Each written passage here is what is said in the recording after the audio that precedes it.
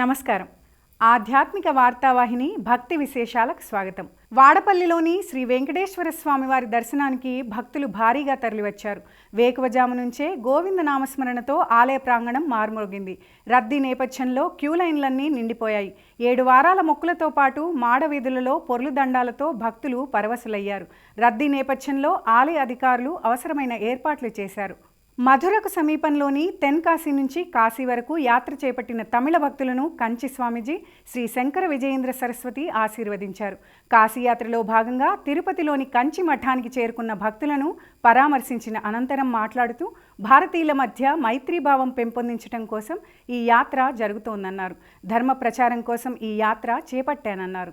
ప్రధానమంత్రి గారి ఏర్పాటులో కాశీ తమిళ సంగమం అని కార్యక్రమం తమిళనాడు వాళ్ళు కాశీలో ఎవరైతే నివాసం చేస్తున్నారో, కాశీ యాత్ర చేస్తున్నారో వారి మధ్యలో పరస్పర మైత్రి, పరస్పర సద్భావన కోసరము, దేశ సమైక్యత కోసరము ఆ రోజుల్లో శంకరాచార్యులు భారతం పూర్తిగా పాదయాత్ర చేశారు.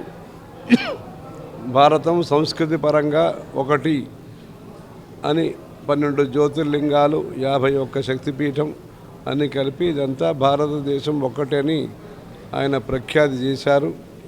ఈ పరస్పరం భారతీయులు తమిళు, తెలుగు, కన్నడము, మలయాళము, ఇంకా పంజాబీ, హిందీ ఏ భాష మాట్లాడినా భారతీయులు అనే ఒక అభిప్రాయంతో అందరూ కలిసి సౌజన్యంగా అందరూ మైత్రి సద్భావనతో ఉండి మన దేశము, మన సంస్కృతి, మన భక్తి పరంపర వీటిని కాపాడాలని ఒక ఏర్పాటు ప్రోత్సహిస్తున్నారు.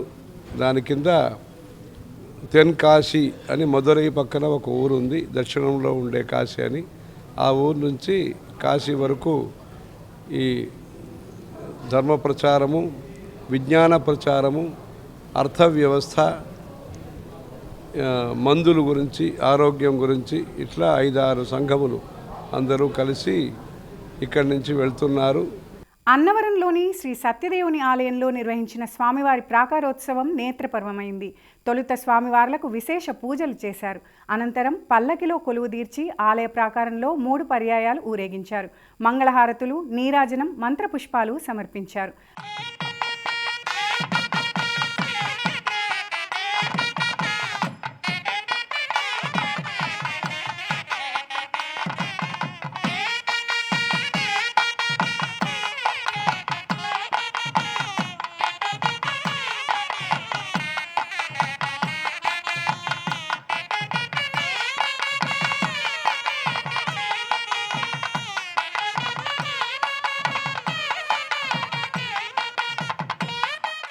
అన్నవరం సత్యదేవుణ్ణి రాష్ట్ర కార్మిక శాఖ మంత్రి వాసంశెట్టి సుభాష్ దర్శించుకున్నారు. స్వామివారికి పూజాధికాలు నిర్వహించారు. వేద పండితులు మంత్రిని ఆశీర్వదించారు. స్వామివారి తీర్థ ప్రసాదాలను అందజేశారు. శ్రీ సత్యసాయి జిల్లా మడకసిర మండలంలోని భక్తరపల్లి శ్రీ లక్ష్మీ నృసింహస్వామి, జిల్లేడుగుంట శ్రీ ఆంజనేయ స్వామివార్ల ఆలయంలో మార్గశిరమాస బ్రహ్మోత్సవాలు ఘనంగా జరుగుతున్నాయి. ఉత్సవాల సందర్భంగా జరిగే భూతప్పల వేడుకకు వేలాదిగా భక్తులు తరలివచ్చారు. అర్చకులు స్వామివార్ల ఉత్సవమూర్తులను ఆలయం నుండి ఉయ్యాల మంటపం వరకు ఊరేగించారు. స్వామివార్ల ఉత్సవమూర్తుల ముందు భూతప్పలు విచిత్ర వేషధారణతో కత్తి, డాలు చేబూని విన్యాసాలు, ఆహాకారాలు చేస్తూ ఆలయ ప్రాంగణంలో బోర్లా పడుకుని ఉన్న భక్తులపై నుంచి నడుచుకుంటూ ముందుకు సాగారు. భూతప్పల కాలిస్పర్శ సోకగానే భక్తులు పరవశులయ్యారు.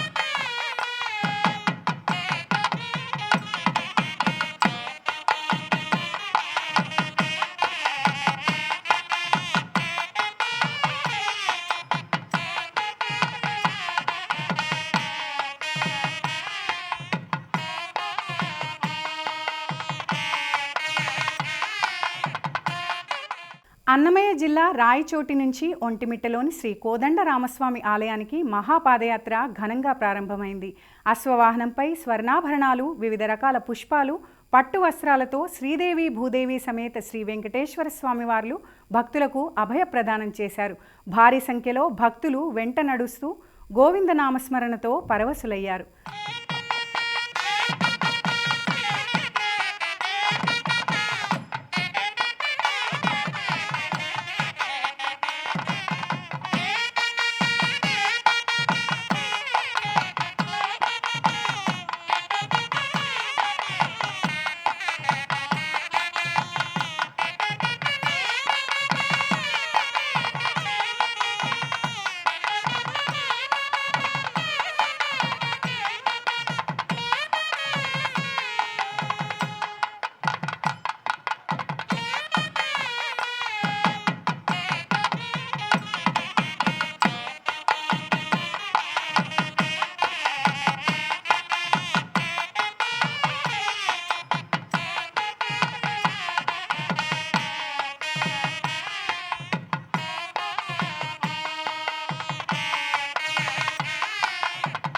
పాట్నాలో శ్రీ వెంకటేశ్వర స్వామి ఆలయం నిర్మించేందుకు బీహార్ ప్రభుత్వం ముందుకొచ్చింది. మోకామా ఖాస్ ప్రాంతంలో 10.11 ఎకరాల స్థలాన్ని కేటాయించింది. ఈ మేరకు బీహార్ ప్రభుత్వ ప్రధాన కార్యదర్శి మరియు అమృత్ తీతిదే చైర్మన్ బిఆర్ నాయుడుకు లేఖ రాశారు. సదరు భూమిని 99 సంవత్సరాల పాటు టోకెన్ లీజ్ రెంట్తో ఇవ్వాలని బీహార్ ప్రభుత్వం నిర్ణయించింది. బీహార్ ప్రభుత్వం ఇచ్చిన ఈ అవకాశాన్ని సద్వినియోగం చేసుకుని తీతిదే ఆలయాన్ని నిర్మిస్తామని తీతిదే చైర్మన్ బిఆర్ నాయుడు తెలిపారు. ఈ మహత్తర నిర్ణయంతో బీహార్లో ధార్మిక కార్యక్రమాలు చేపట్టేందుకు అవకాశం ఏర్పడిందన్నారు. బాపట్ల జిల్లా పేరాలలోని శ్రీ వాసవి కన్యకా పరమేశ్వరి ఆలయంలో 3వ నవరాత్రి ఉత్సవాలు ఘనంగా జరుగుతున్నాయి. ఉత్సవాల సందర్భంగా అమ్మవారికి పూజలు చేశారు. అనంతరం దీక్షాపరులు, అయ్యప్ప స్వామి మాలధారులు 60 జలబిందెలతో నిర్వహించిన నగరోత్సవం నేత్రపర్వమైంది. మేళతాళాలు, బాణసంచాలు, విద్యుత్ దీపాలు, జ్యోతులతో కన్నుల పండుగగా కొనసాగింది. భక్తులు భజన గీతాలను ఆలపించారు.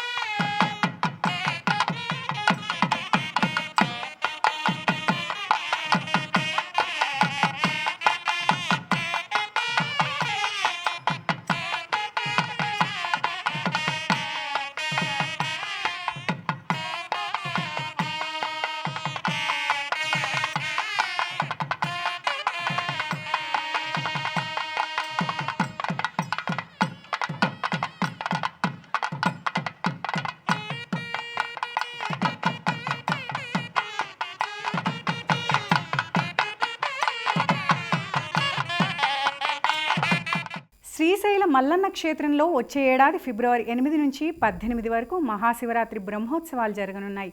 ఈ నేపథ్యంలో 11 రోజుల పాటు కొనసాగే ఈ ఉత్సవాల నిర్వహణ విషయమై దేవస్థానం పరిపాలనా భవనంలో సమీక్షా సమావేశం జరిగింది. ఈ సందర్భంగా బ్రహ్మోత్సవాల నిర్వహణపై ఆలయ కార్యనిర్వహణ అధికారి శ్రీనివాసరావు ఆయా విభాగాల అధికారులతో చర్చించారు. భద్రాచలం శ్రీ సీతారామచంద్రస్వామి దివ్యక్షేత్రానికి మహర్దశ పట్టనుంది. రాష్ట్ర దేవాదాయ శాఖ విజన్ 2047లో ఈ ఆలయానికి ప్రాధాన్యం లభించింది. ఇప్పటికే క్షేత్రస్థాయి సర్వే నివేదికలు ప్రభుత్వానికి చేరాయి. ఆధ్యాత్మిక పర్యాటక అభివృద్ధికి యునెస్కో గుర్తింపు పొందిన రామప్ప ఆలయంలో పనులు జరుగుతుండగా భద్రాచలం, పర్ణశాల దేవస్థానాల్లోనూ 41.30 కోట్లతో ప్రసాద్ పథకం పనులు కొనసాగుతున్నాయి. త్వరలో ఇదే పథకం ద్వారా 2వ విడత నిధులు మంజూరు చేసేందుకు ప్రతిపాదనలు సిద్ధమవుతున్నాయి. 2025 జూలై నుంచి ఆగస్టులో గోదావరి పుష్కరాలకు 1 కోటి మంది భక్తులు భద్రాచలం వస్తారనే అంచనాతో స్నానఘాట్ల నిర్మాణాలతో పాటు యాత్రికులకు శాశ్వత ఏర్పాట్లు చేయాలని అధికారులు నిర్ణయించారు. మహాజాతర సమీపిస్తున్న నేపథ్యంలో మేడారంలో ప్రభుత్వం తాజాగా చేపట్టిన అభివృద్ధి పనులు శరవేగంగా కొనసాగుతున్నాయి. సమ్మక్క సారలమ్మ గద్దెల ప్రధాన ముఖద్వారానికి రాతి స్తంభాలు ఏర్పాటు చేస్తున్నారు. 55 టన్నుల బరువున్న రాతి శిలలను భారీ క్రేన్లతో నిలబెట్టారు. ఆదివాసీ పెద్దల సూచనల మేరకు మేడారంలో శాశ్వత ప్రాతిపదికన అభివృద్ధి పనులకు ప్రభుత్వం శ్రీకారం చుట్టింది. వచ్చే ఏడాది జనవరి 28వ తేదీ నుంచి 31వ తేదీ వరకు ఈ ఉత్సవాలు జరగనున్నాయి. ఈ నెల 24న సమ్మక్క సారలమ్మ, పగిడిద్దరాజు, గోవిందరాజుల గద్దెలను ఒకే వరుసలో ఏర్పాటయ్యేలా చూడాలని పూజారులు నిర్ణయించారు.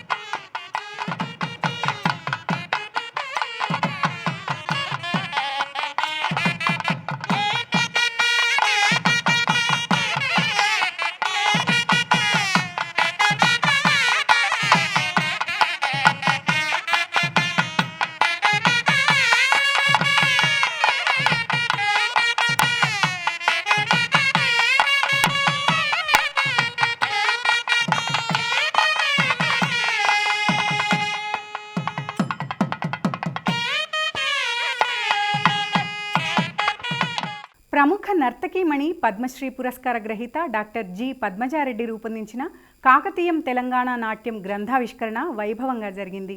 హైదరాబాద్ రవీంద్ర భారతి వేదికగా జరిగిన ఈ కార్యక్రమంలో ముఖ్య అతిథిగా పాల్గొన్న ఉప ముఖ్యమంత్రి మల్లు భట్టి విక్రమార్క ఈ గ్రంథాన్ని ఆవిష్కరించారు.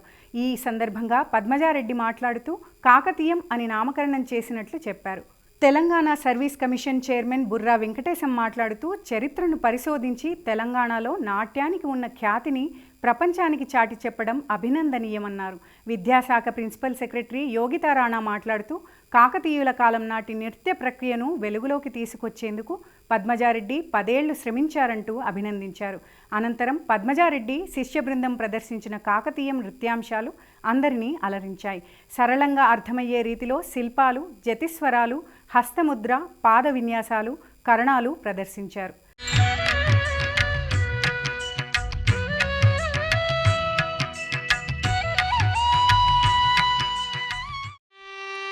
गोविंद घटय परमानंदमृतमिह श्रीनंदतनय बहु योगीन्द्र सुरविनुत गोविंद घटय परमानंदमृतमिह श्रीनंदतनय बहु योगीन्द्र सुरविनुत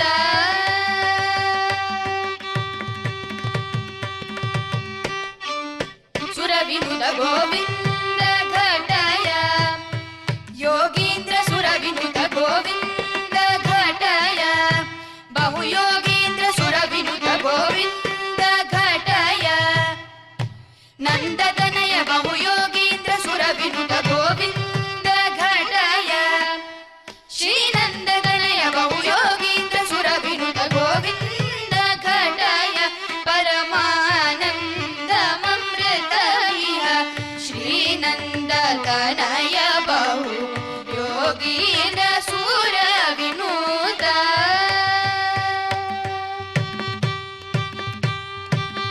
अगणित गुणग्राम अपरिमित निज काम निगम परमारा